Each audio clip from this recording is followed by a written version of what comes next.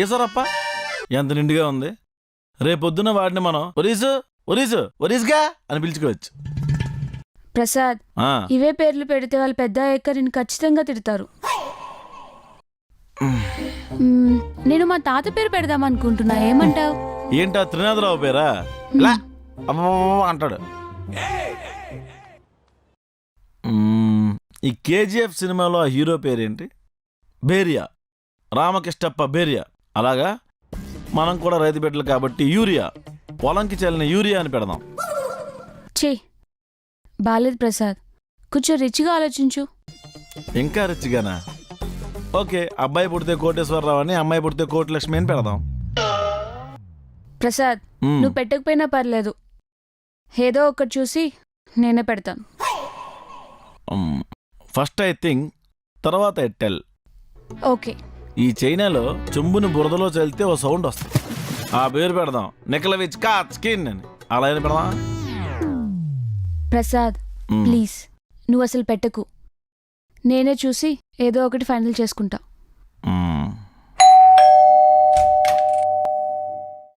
రామన్ గారు, మీరా? లోపలికి రండి. నేను సరే అయితే వెళ్ళిపోండి. ఏంటండి? మీ పీనాస్ మొగుడు మా కాపురంలో కారు స్విచ్ పెట్టాడు. కార్ తగలబెట్టాడా? ఇదొకతే, తెలుగు రాదు, ఇంగ్లీషు రాదు. మా ఆవిడని చేసి సమంతాన్ని బిస్కెట్లు వేసి మీ ఆయన రెంటకు కొట్టాడు. అదేమో హీరోయిన్ అవుతా గిన్నిస్ రికార్డులో ఎక్కుతా ఉంటుంది. మమ్మల్ని మనశ్శాంతిగా బతకనివరా? ఇప్పుడు నన్నేం చేయమంటారండి? కావాలంటే ఇల్లు మీ ఆయన పేరు మీద రాసేస్తాను. మా ఆవిడని వదిలేమనమ్మా. ఇప్పుడు ఆవిడ ఎక్కడికి వెళ్ళారు? ఏదో విజయ్ దేవరకొండ సినిమాకి కొత్త హీరోయిన్ కోసం వెతుకుతున్నారంట. ఆడిషన్ ఇవ్వడానికి వెళ్ళింది. సరే, నేను ప్రసాద్తో మాట్లాడతానులేండి. అలాగే అమ్మా. ఏం మాట్లాడతావమ్మా? రెంట్ ఇవ్వమని.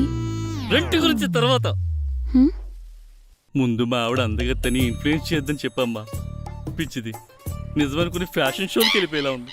కొంచెం పుణ్యం కట్టుకో అమ్మా. సరే అండి. ఈ కష్టం ఎప్పుడు తీరుతుందో. ఏమ్మా, ఏమనుకుంటున్నావు? ఒప్పుకోడమ్మమ్మా, మళ్ళీ ఖర్చు అది ఇది అంటాడు. అబ్బాయిని రాని, నేను అడుగుతాను గట్టిగా.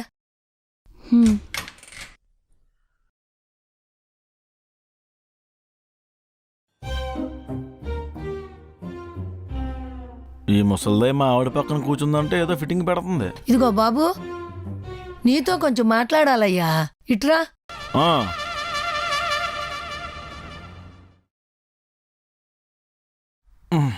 చెప్పండి.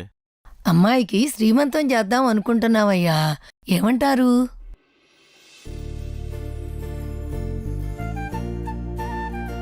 మంచి ఆలోచనేనండి. ఏం స్వాతి? మరి డబ్బులు?